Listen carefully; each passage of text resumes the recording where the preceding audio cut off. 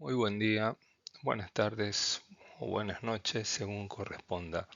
Continuamos con nuestras clases de bases de datos. Ahora vamos a iniciar con la clase 2.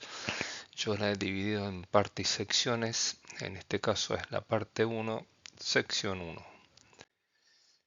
Vamos a ver algunas de las ventajas que nos quedaban que revisar, y es la capacidad de auditoría y cómo soluciona el problema del control de concurrencia y simultaneidad los motores de base de datos relacionales.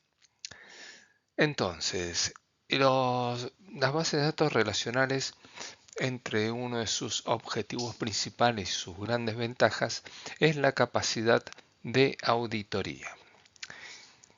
¿Por qué decimos que es una ventaja la capacidad de auditoría? Porque nos permite hacer resguardo de todos los movimientos que se hicieron durante la ejecución de cualquier tipo de transacción. Como vimos en las clases anteriores, donde se creaba un registro diario en el cual se almacenan todos los movimientos, ¿sí?, y transacciones que se van realizando a lo largo de un día, y bueno, entre otras cosas, que tenían la capacidad de a partir de ellos poder recuperarse. Sin embargo, esas capacidades también aumentan o sirven para hacer las auditorías. Esto significa que nosotros podemos vigilar el entorno de la base de datos, y para que estos estén protegidos a través de los métodos de procedimientos de seguridad,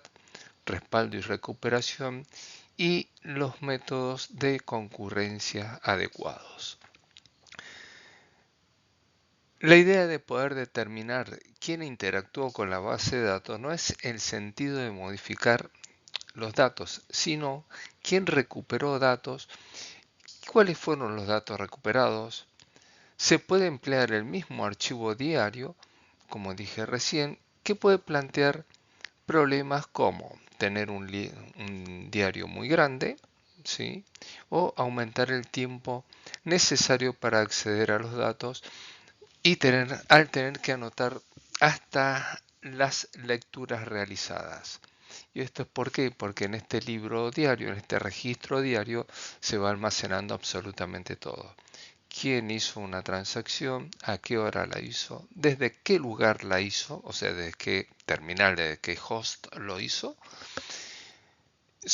qué tablas tocó, ¿de acuerdo? Y qué tipo de operación hizo. ¿De acuerdo? Entonces todo esto nosotros lo podemos ir viendo y hacer una auditoría sobre cualquier evento sucedido en el día. Por otro lado, cuando hablamos de concurrencia, significa que habiendo más de un usuario que accede concurrentemente a hacer lecturas, escrituras en una base de datos, la idea es que ellos tengan un acceso rápido y eficiente. El problema, ¿sí?, puede suceder que al acceder, a ver, vamos a ver acá los punteros, al acceder todos ellos, ¿sí?, simultáneamente a la base de datos, puede ser que en algún momento alguno de ellos tome un registro, lo bloquee y no permita que otros usuarios puedan hacer exactamente lo mismo. Y esto hace que eh, el registro quede bloqueado incluso en algún momento por dos usuarios diferentes, lo cual va a generar un problema bastante grande. Entonces, esto se da justamente cuando aparece la multiprogramación, ¿sí?, que consiste en la ejecución concurrente de dos o más programas diferentes e independientes en la misma computadora. con el fin de incrementar las prestaciones del procesador y realizar un número mayor de transacciones en un intervalo de tiempo dado. Entonces, tenemos la cantidad de usuarios que tengamos, ¿sí?, independiente de cuál sea, las transacciones que realiza cada uno de ellos sobre el sistema de gestión de base de datos que se van a representar físicamente en la base de datos. Entonces, ¿qué sucede si la concurrencia no está debidamente controlada? Por ejemplo, supongamos que en una aerolínea quedan 25 plazas para un determinado vuelo y los empleados A y B, casi de forma simultánea, solicitan reserva de un vuelo para la misma fecha y quieren reservar, por un lado, 4 plazas y por el otro lado 2 plazas respectivamente. Entonces, supongamos en un tiempo T1, el empleado A hace la lectura del registro y quedan 25 plazas. En ese tiempo el empleado B todavía no accede, pero prácticamente en forma casi simultánea, dijimos, el empleado B accede en este tiempo T2 y lee el mismo registro y observa las 25 plazas. ¿Qué pasa? El empleado A accedió antes, y como accedió milésimas de segundo antes, toma 4 de las 25 plazas. Por lo tanto, a él le debería mostrar que quedan 21 plazas. En un instante posterior, ¿sí?, en un tiempo T4, dijimos que esto era prácticamente simultáneos, que el usuario B también sigue viendo 25 plazas, o sea, no puede ver la actualización porque no se le produce un refresco de pantalla, resta 2 lugares y para él quedarían 23 plazas. ¿De acuerdo? Cuando en realidad deberían quedar 19 plazas. La actualización final se hizo con 23 y no con 19. ¿Sí?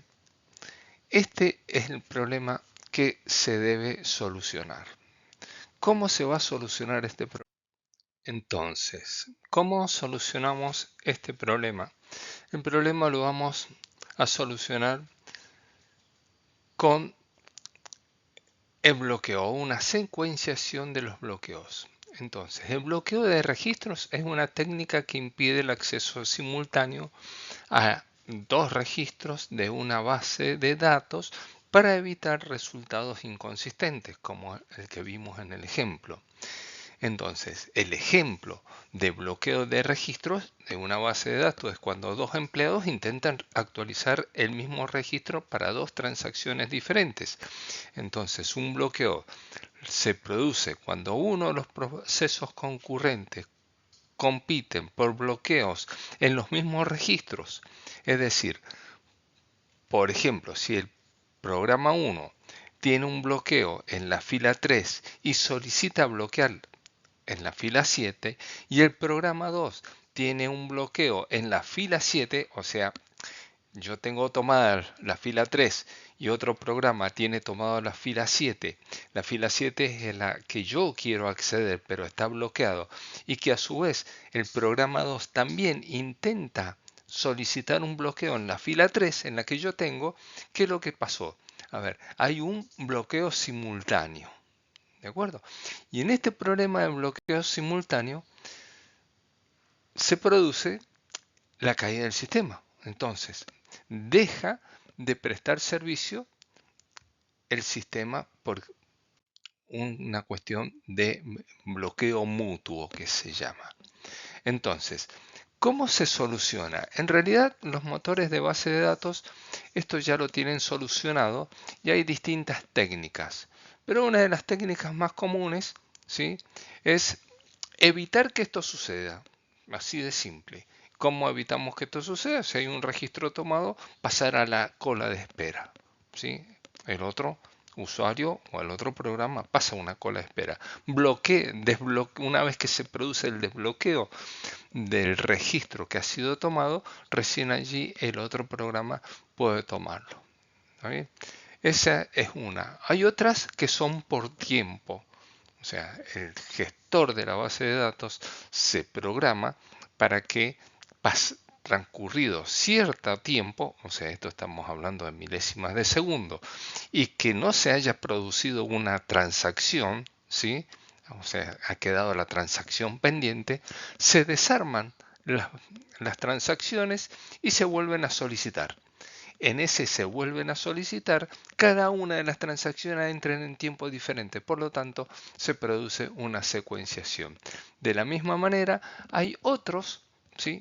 Otras técnicas que incluso aplican distintos motores de base de datos para solucionar este problema y evitar las inconsistencias en las actualizaciones. Por ahora, gracias y continuamos en el siguiente video.